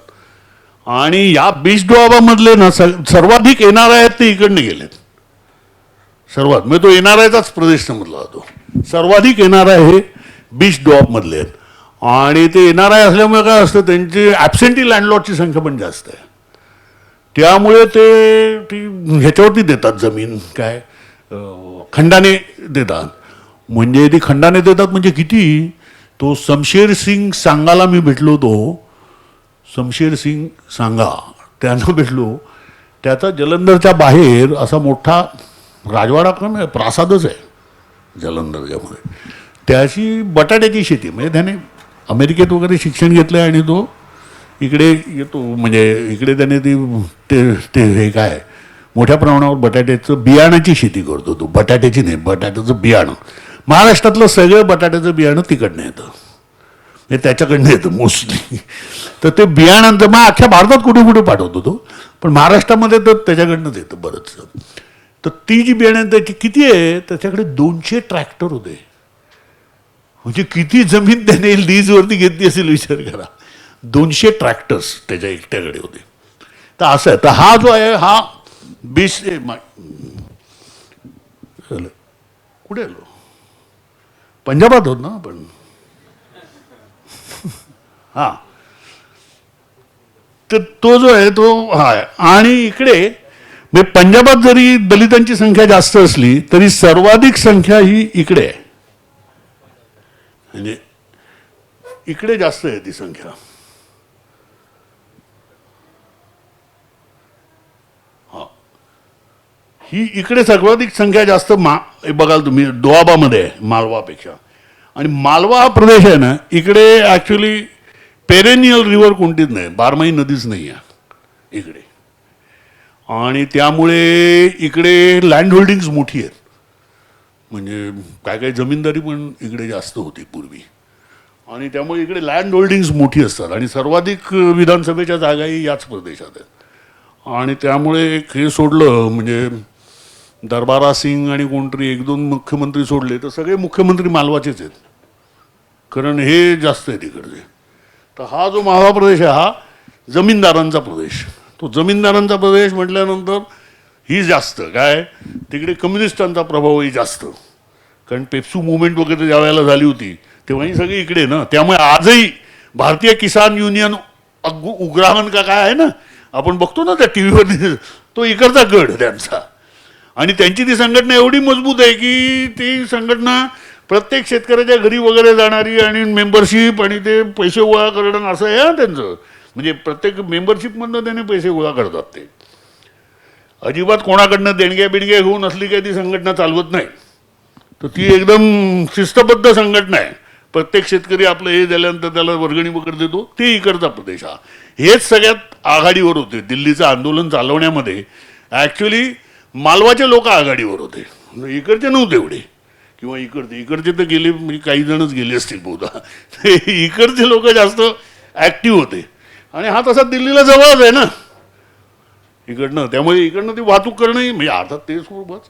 आणि पंजाबमध्ये ते आपण हा जो बोलतो ना आता शेतकरी कायद्यांच्या बद्दलचं जे हे आहे पंजाबातलं म्हणजे असंतोष आहे तो एक लक्षात घ्या. पंजाबमध्ये 8 किलोमीटरवर एक मंडी आहे.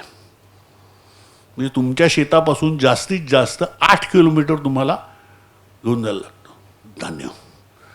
आणि 8 किलोमीटरवरती एक मंडी आहे आणि ती मंडी एवढी सुसज्ज आहे की तुम्हाला म्हणजे 8 किलोमीटरच जायला लागतं. आणि हा रस्ते अतिशय एकदम मेटल रोड्स आहेत पंजाबमध्ये. काही ते अडचणच नाही. त्यामुळे ते घेऊन जाण्याला काही कोणाला अडचण होत नसते.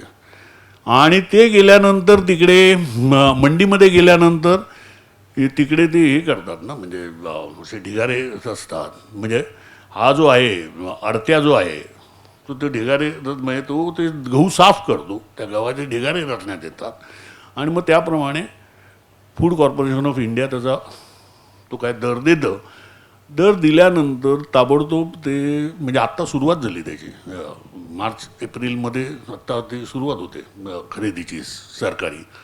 तर त्याच्यामध्ये ते ताबडतोब याच्यामध्ये भरून म्हणजे त्याचं वजन केल्यानंतर ते पोत्यामध्ये भरून ताबडतोब एक तर गोडाऊनला जातो माल किंवा थेट खालती वेगवेगळ्या म्हणजे रेल्वेमध्ये लोड केला जातो. म्हणजे आज माल लोड केला ना तर ताबडतोब शेतकऱ्याला ऑनलाईन पेमेंट मिळतं आणि अडत्याला सुद्धा ताबडतोब.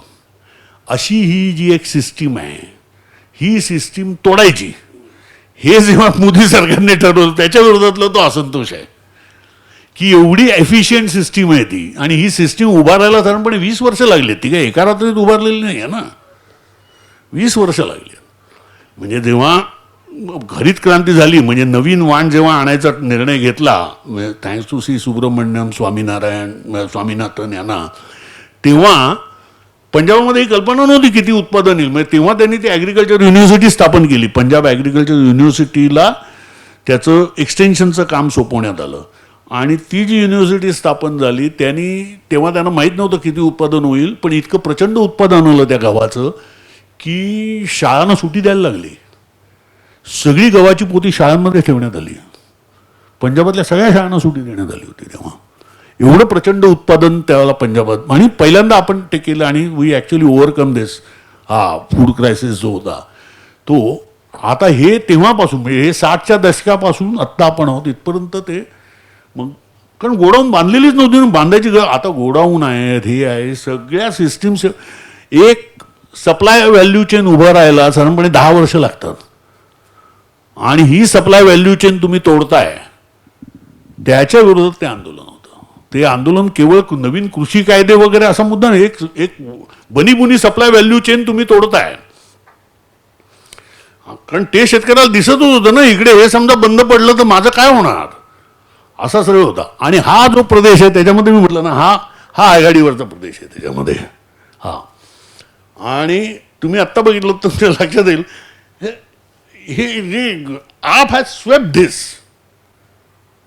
इथे फक्त 2 ते 3 जागा काहीतरी काँग्रेसला आहेत किंवा इतर कोणाला. आपने एकदम हात फिरवला आहे तिकडे ट्रॅक्टरच फिरवला असं म्हणता येईल. हे पूर्ण हा गेलेला आहे इकडचा प्रदेश. हा जो शेतकरी आंदोलनाचा मोठा परिणाम आहे जो आपण लक्षात घेत नाही. आणि शेतकरी म्हणजे भारतीय किसान युनियनचे ते राजेवाल जे होते तेही उभे राहिले त्यांचं डिपॉझिट गेलं. कारण शेतकऱ्यांना कळतं राजकारणी कोण आहे आणि हा कोण आहे.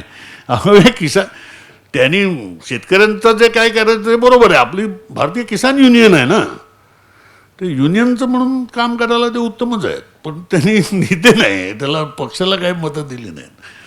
तर नेक्स्ट तर हा जो आहे तो आता मालवा दोआबा आणि मांझा जे आहेत त्याच्यामधलं हे मी सांगतोय की 10 एकरापेक्षा अधिक जमीन असणारे शेतकरी सर्वाधिक शेतकरी माळव्यामध्ये आहेत. ते म्हणजे 27.5%. दोआबामध्ये 23, मांझामध्ये 17. आता याच्यामध्ये माळव्यामध्ये असंही आहे की त्यामुळे मोठे शेतकरी असले तरी पण छोटे शेतकरीही आहेत. त्यामुळे माळव्यामध्ये सर्वाधिक आत्महत्या होतात.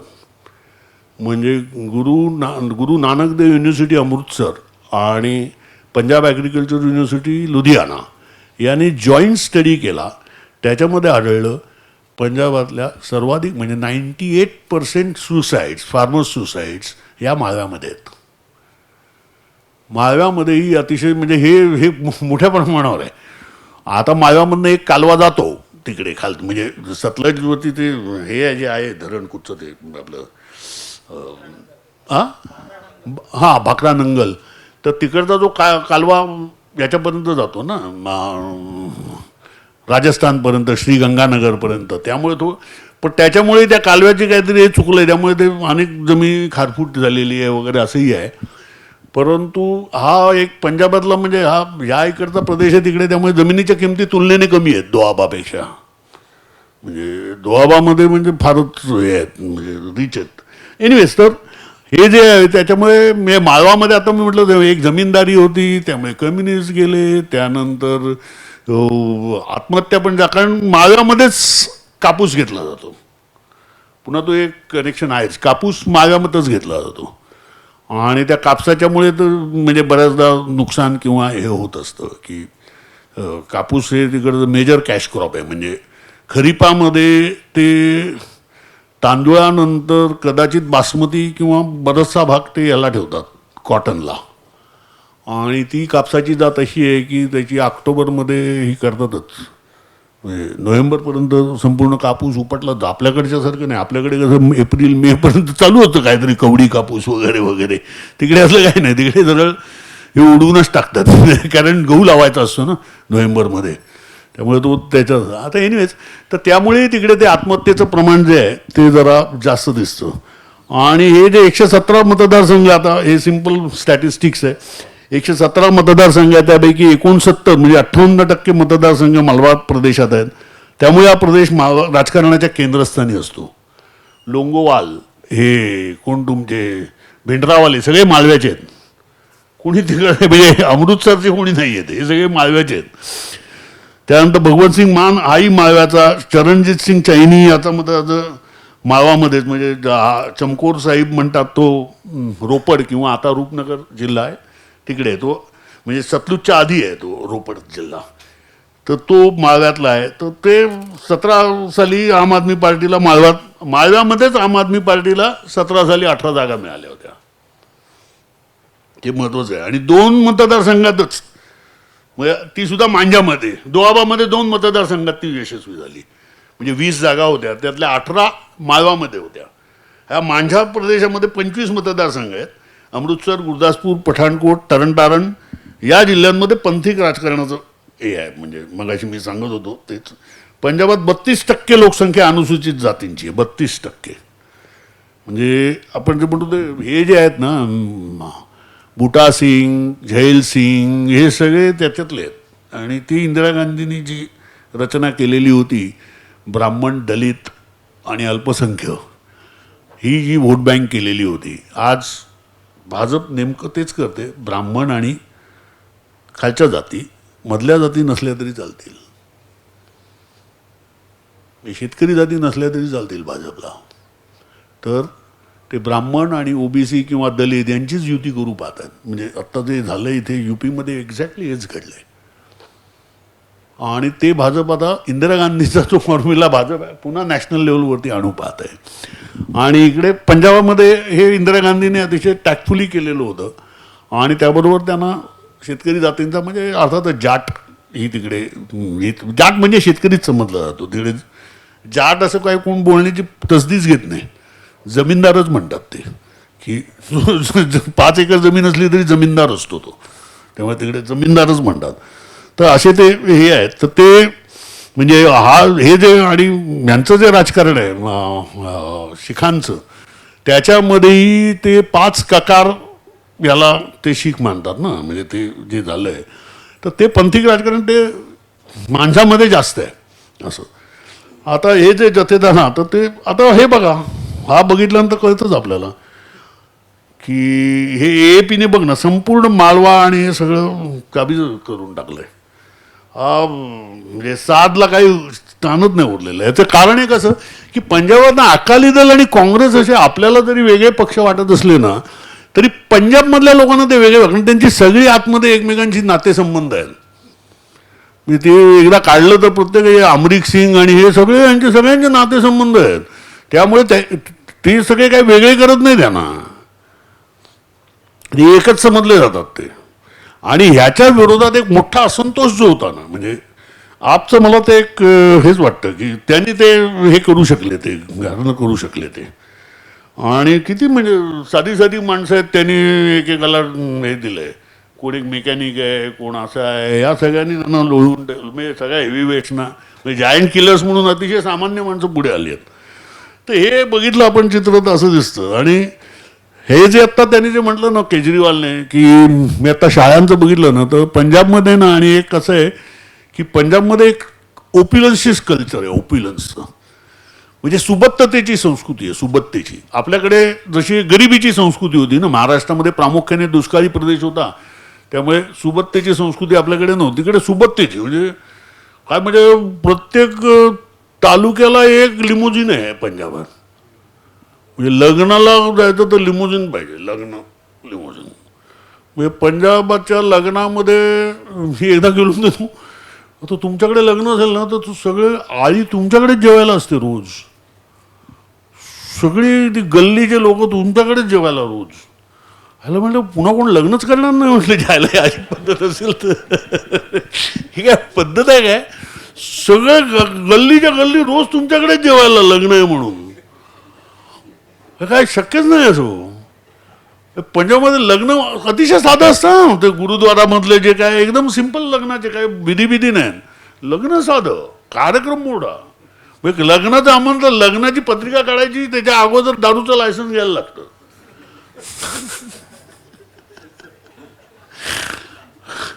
पण ते भयंकरच आहे ना तिकडे, दारू म्हणजे काय, तो एक खराच मुद्दा आहे तो ड्रग्सचा जो आहे ना, तो भीषण आहे पंजाबात. आणि ते बंदुका म्हणजे इतके ते पसरलेत ना की आम्ही हॉटेलमध्ये होतो तर गप्पा बिप्पा झालं तर शेजारच्या टेबलवरती भांडणं, एकाने घोडाच काढला नाही, घाबरलो, बंदूक काढलं, चुकून गोळी लागली तरी माणूस मरेल ना, ते काय आपल्यालाच मारायला पाहिजे असं नाही. आणि ते एकदम कॉमन आहे तिकडे असं करणं, म्हणजे ते डेंजर आहे या बाबतीत ते पंजाब. आणि तो जो एक असं, आणि त्यामुळे ही सुबत्तेची संस्कृती, म्हणजे तुम्ही पंजाब कोणाकडे गेलात ना, घरामध्ये गेल्यानंतर तुम्ही म्हणजे असंच. तर म्हणजे मी सरकारी अधिकाऱ्याकडे गेलो होतो तर पहिल्यांदा काय, तो चहा करायला टाकलाय ना, तर चहाच्या अगोदर बदाम, पिस्ते, किशमिश हे आधी, मग चहा येणार. हे काय दिवाळी नाही गेलं असं करायचं आलं तर, हे बदाम पिस्ते पाहुण्याला द्यायचे आल्यानंतर. हा, ते तिकडे पद्धत आहे ती, त्या सुबत्तेच्या संस्कृतीमुळे ना तिकडे ताबडतोब कर्ज काढणं वगैरे हे खूप आहे तिकडे, की हे म्हणजे काय हेच नाही वाटत. त्याचं एक कारण जे आहे की लग्न म्हटलं ते असं लग्न म्हटलं तर कोणी कर्जातच डुबणार, त्याला काही इलाजच नाही. हे अशा प्रकारची लग्न आणि अशा प्रकारचे कार्यक्रम असतात ना, म्हणजे साधं अगदी वाढदिवसही असे जोरात साजरे केले जातात. आणि त्यातून तर येणारा, आणि हे जे एक आहे ना की त्याच्यात असं झालंय की NRIचा जो एक मोठा प्रश्न आहे, की मी आता म्हटलं ना तिकडे 5 एकरच जमीन असेल ना तर तुमची शेतीचं उत्पन्न किती वाढू शकेल याला मर्यादा येतात. किती वाढून वाढणार, अगदी 4 पिकं घेतली तरी किती असणार ना, 4 पिकं घेतली तरी वर्षभरात 4 पिकं 5 एकरात किती उत्पादन येणार. त्यामुळे तिकडे हे जे NRI, म्हणजे माझा मित्र त्याची बायको शाळेत शिक्षिका आहे, तर तिच्याशी बोलत होतो तर ती म्हणाली की ती पोरं अभ्यास करत नाहीत म्हणून ती एकदम अशी म्हणजे तळमळीने कळवळून त्यांना सांगत होती, अरे करा येईल तुम्हाला वगैरे. ती पोरं पण एकदम सरळ माले, मैडम जी अपने को क्या करना है, अपने को तो कनाडा में जाके ट्रक चलानी है. हे इतकं ते सरळ सांगतात की आपल्याला काय शिकायचं नाही आहे. आणि त्यामुळे इतक्या मोठ्या प्रमाणावर आहेत ना तिकडे, गावागावातनं तिकडे गेलेले आणि तिकडनं आलेले. म्हणजे आता तो खालिस्तान मुवमेंटला पैसे देणारा तो असाच गेला होता तिकडं अमेरिकेत, कॅलिफोर्नियाला. म्हणजे तो एक असा फार्म हेल्प म्हणूनच गेला होता, शेतमजूरच म्हणा, आता शेतमजूर तिकडे कन्सेप्ट नाही, फार्म हेल्प म्हणतात, तसा गेला होता तो. आता तिकडचा हाय रेझिन किंग आहे, मोठ्या प्रमाणात बेदाण्यांचं हे केलंय त्याने सगळं. कारण ते भारतीय वृत्ती असते ना बाबा याचे 2 एकर जमीन घेऊ 5 एकर घेऊ वाढवत नाही आता कोण अमेरिकेत करत नाही ना ते एकदम 1000 एकरचा हिशेब ह्याच्या थोडी थोडी घेत त्याने मोठी गेली तो आला होता तेव्हा प्रकाश सिंग बादल त्याच्या स्वागताला होता मी होतो तेव्हा चंदीगड विमानतळावर प्रकाश सिंग बादल त्याच्या स्वागताला तो खालिस्तान मुवमेंटचं समर्थन करणारा स्वागत करायला मुख्यमंत्री होता इकडं त्याला कोण काय करणार पण तो रेझन किंग आहे मुद्दा असा की हे जे आहे ना हे परदेशात गेल्यानंतर आपण नशीब काढायचं आणि तिकडे त्यांनी तसं काढलंय असं हा तिकडे एक मोठा आहे आणि इकडे जी म्हणजे हा जो आपला जे प्रतिसाद मिळाला त्याचं एक महत्त्वाचं कारण असं आहे पंजाबमध्ये इंडस्ट्रियल डेव्हलपमेंटच नाही पंजाबमध्ये एकमेव मोठं शहर म्हणजे लुधियाना म्हणजे जे म्हणतात ना सगळे जुगाड करणारं शहर आहे ना कुठचंही यंत्र ते काही तुम्ही मर्सिडीजही तयार करू शकतील ते असं वाटतं मला ते जे मिस्त्री लोक जे आहेत तिकडचे ते जबरदस्तच आहेत एंटरप्रिनर्सच आहेत ते जुगाड करणारच शहर आहे म्हणजे ते लुधियाना एकमेव शहर आहे बाकी पंजाबात शहरच नाही मोठं म्हणजे बाकीची आहेत ती ॲक्च्युली ॲडमिनिस्ट्रेटिव्ह काय टाऊन आहेत म्हणजे आता चंदीगड म्हणतात ना चंदीगड एकदम 3 सरकारांचं शहर आहे म्हणजे बाबू लोकांचं शहर आहे पंजाब हरियाणा आणि केंद्र सरकार तिन्ही सरकारांचे बाबू लोक तिकडे राहत असतात चंदीगडमध्ये मी अनेक महिने राहिलो आहे चंदीगडमध्ये चालणारी 2-3 एक म्हणजे कपड्यांचं दुकान चालतं फॅशनचं आणि दुसरं इटरीज 2च गोष्टी चालतात आणि ते सारखं बदलत असतात टेस्ट त्यामुळे ती दुकानं बंद पडत असतात नवीन येत असतात असं एक फार प्रसिद्ध दुकान चाललं आहे असं होत नाही तर हे जे पंजाबमध्ये आहे ना ही जी लोकांची आकांक्षा आहे मला जास्त पैसे हवेत मला जास्त ते आता मिळू शकत नाही अशी एक गोची आहे आणि त्याच वेळेला ही जी प्राथमिक शिक्षणाची स्थिती अतिशय वाईटच आहे म्हणजे हे पंजाबचं किती ओप्युलन्सचे कौतुकं सांगितली तरी सामान्य शाळा ज्या आहेत म्हणजे सरकारी शाळा ह्या फार वाईट परिस्थितीत आहेत ह्या सगळ्याच्या बद्दलचा जो एक असंतोष होता ना तो एक हा होता आणि त्याच्यामध्ये मला असं वाटतं की आत्तापर्यंत पंजाबच्या राजकारणात माझ्या अंदाजाने 69 नंतर 2012 सोडलं तर कधीच सरकार रिपीट झालेलं नाही आहे आणि याला आपचा प्रचारच असा होता की तुम्ही अकाली दलाला इतकी वर्ष दिलीत काँग्रेसला दिलीत एक संधी आम्हाला द्या दॅट्स व्हॉट दे डिड आणि आम आदमी पक्षाचं असं आहे ना तो सगळ्यांचीच मतं घेऊन जातात ते पण सध्या तरी ते काँग्रेसची जागा भरून काढतात असं वाटतं पण पंजाबमध्ये उलटं झालेलं दिसतं पंजाबमध्ये अकाली दलाला त्यांनी साफ करून टाकलं आहे म्हणजे आपल्याला दोआबामध्ये आणि मांझामध्ये तुम्हाला काँग्रेसचा थोडा दिसतो नामोनिशाणी दिसते बाकी सगळीकडे म्हणजे त्यांनी खरं हे केलं आहे ते यालाच नष्ट केलं आहे अकाली दलालाच स्वीप करून टाकलं आहे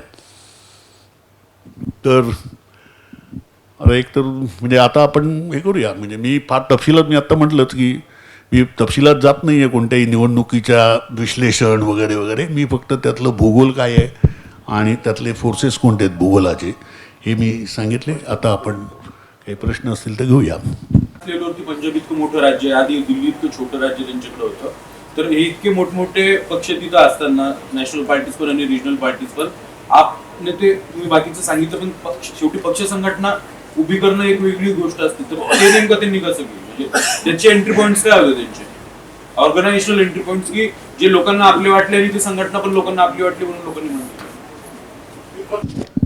मी तेवढा आपचा अभ्यास नाही केलेला परंतु आपचा ज्यांनी अभ्यास केलेला आहे त्यांच्यानुसार असं आहे की एकतर जसजसं एकतर हा मध्यम तरुण वर्ग आहे ना तरुण वर्गाला एकंदर भ्रष्ट राजकारण्यांचा अतिशय वीट आलेला आहे एक पहिलं कारण हे आहे एंट्री पॉईंटचं मग ते अकाली दल असेल किंवा काँग्रेस असेल किंवा आणखीन कोणी असतील ह्याच्यातले भ्रष्ट मी म्हटलं ना ते इबोबी सिंगचं जसं झालं ना तर ते मग पर्याय कोण आहे इथे तर आप ज्या प्रकारे स्वतःला हे करते आणि ही गोष्ट खरी आहे की अरविंद केजरीवालकडे कुठचीच असं घराणं नाही आहे अरविंद केजरीवालच्यावरती कुठचाही भ्रष्टाचाराचा म्हणजे असं कुठचंच बालंट आलेलं नाही काहीच नाही आणि प्रामुख्याने ट्रान्सपरंट पॉलिटिक्स हे खरं तर आत्ताच्या नव्या पिढीची एक आकांक्षा आहे असं मला वाटतं म्हणजे जो काही एक प्रतिसाद मिळत असतो त्याच्यामध्ये त्यांना एकंदर भ्रष्ट राजकारण आणि त्याची गरज नाही आणि ही जी हा जो अवेअरनेस आहे हा मला असं वाटतं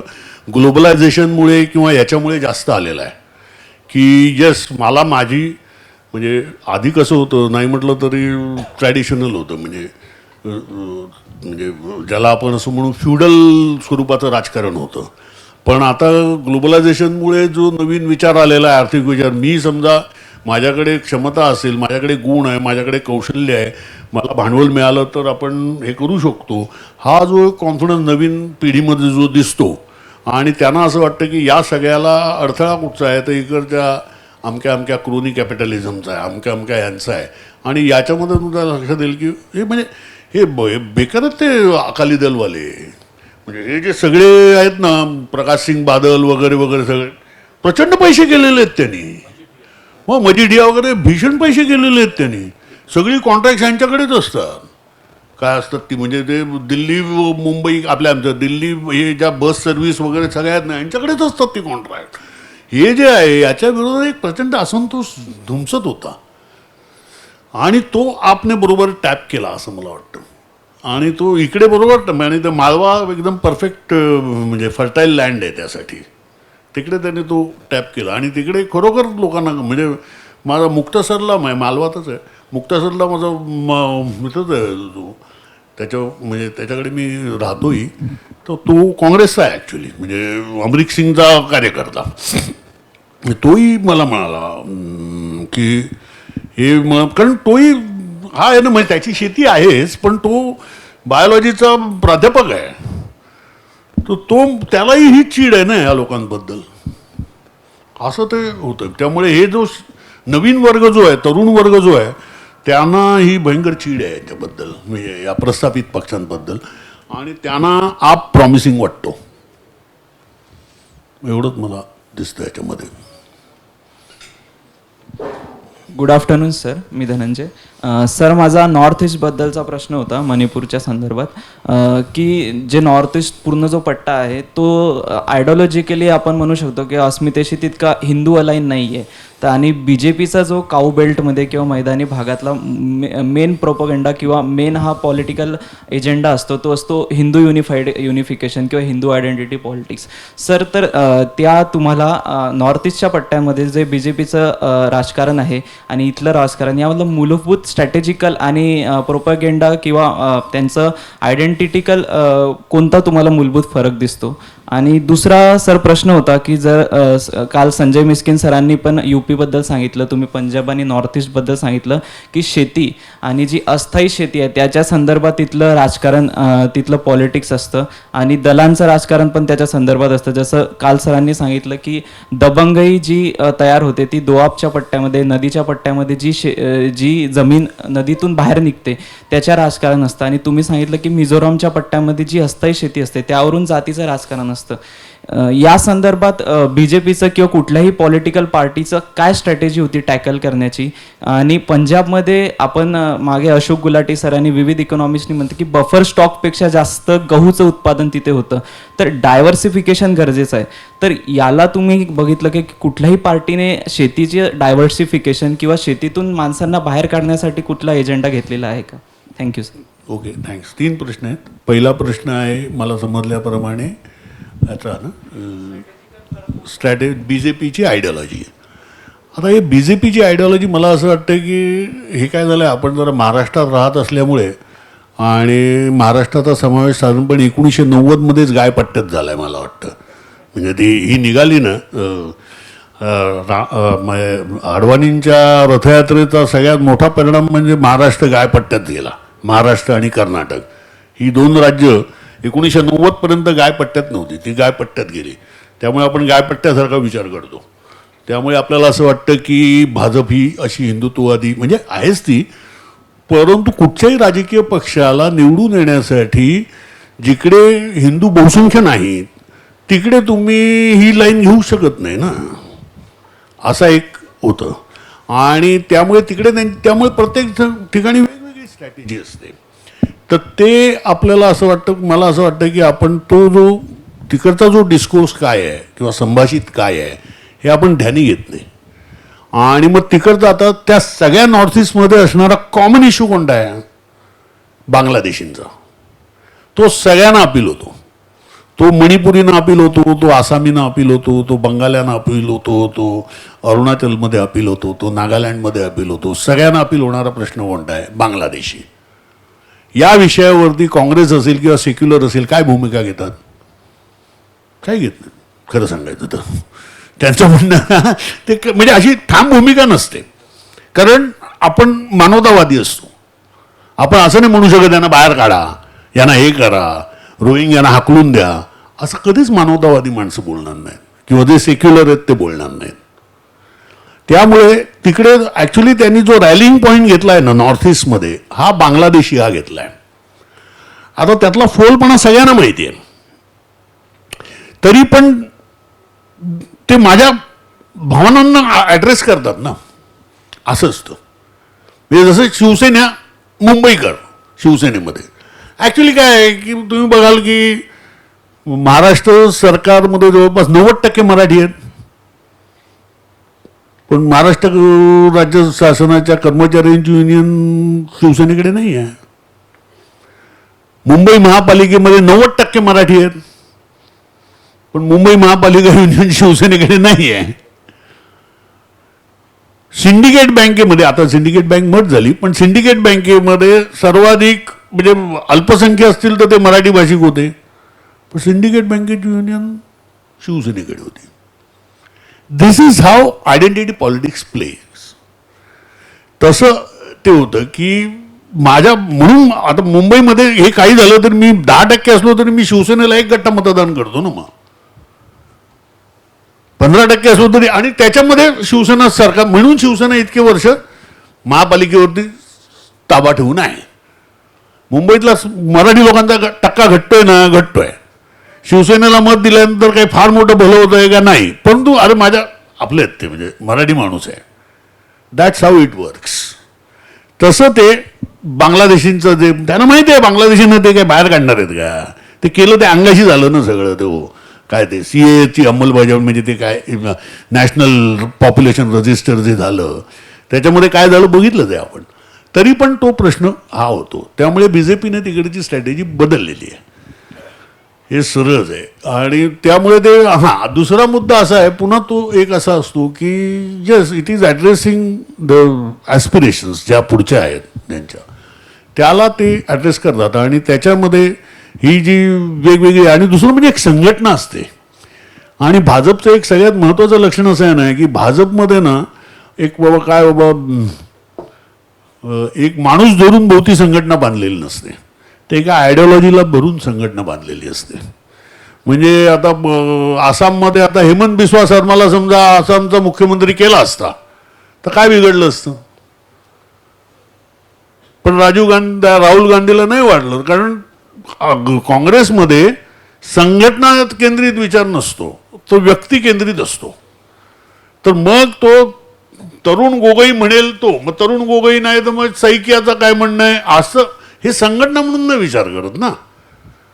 बरं इकडे तो आला म्हणजे हेमंत बिस्वा शर्मा अतिशय ॲम्बिशियस आहे हे यांना माहीत नव्हतं का? माहिती होतं. BJPला माहिती नव्हतं का? माहिती होतं. पण BJPने काय केलं तुम्ही लक्षात घ्या, आसाममध्ये BJPने जो कोण तो सोनोवालला पहिल्यांदा मुख्यमंत्री झाला आहे. ह्यांनी काय केलं, आसाममध्ये भाजपची स्ट्रॅटेजी काय, काँग्रेसची स्ट्रॅटेजी काय असायची, केव्हाही मुख्यमंत्री सैकिया करायचा म्हणजे अहोम करायचा. सैकिया म्हणजे अहोम किंवा गोगोई अहोम, ह्या अहोमला मुख्यमंत्रीपदी ठेवायचा आणि बाकीची अल्पसंख्य जे आहेत किंवा बांगलादेशी आहेत त्यांची मतं गोळा करायची, अशी स्ट्रॅटेजी होती. आता यांनी पहिल्यांदा सोनोवालला एका ट्रायबलला मुख्यमंत्री केला. सोनोवाल सुतिया ट्राईबचा आहे, म्हणजे ॲक्च्युली चुतिया, परंतु आसामी भाषेत च चा उच्चार होत नाही म्हणून सुतिया.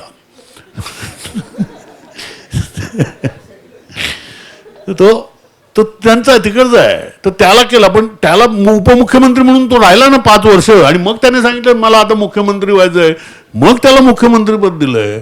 मग हा तुमच्याकडे होता, तुम्ही का नाही असा त्याचा वापर करून घेतला?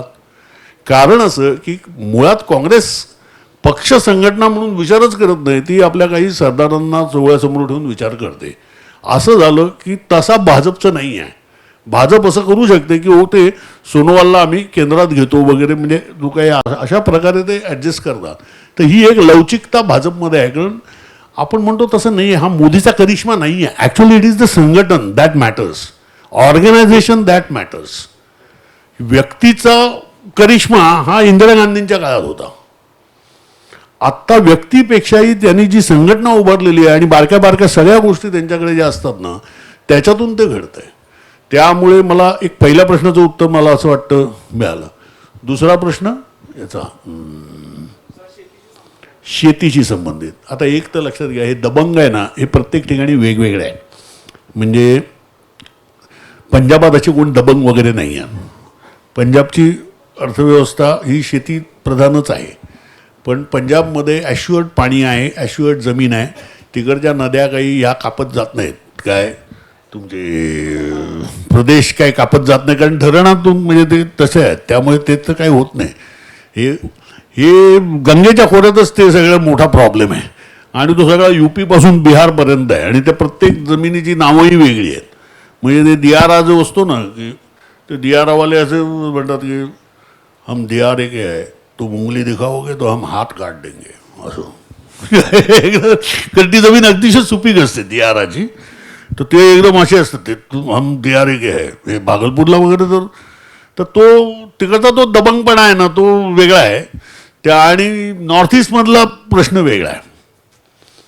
म्हणजे अशी नाही तुलना होणार, कारण इकडे जाती आहेत आणि तिकडे ॲक्च्युली वांशिक गट आहेत.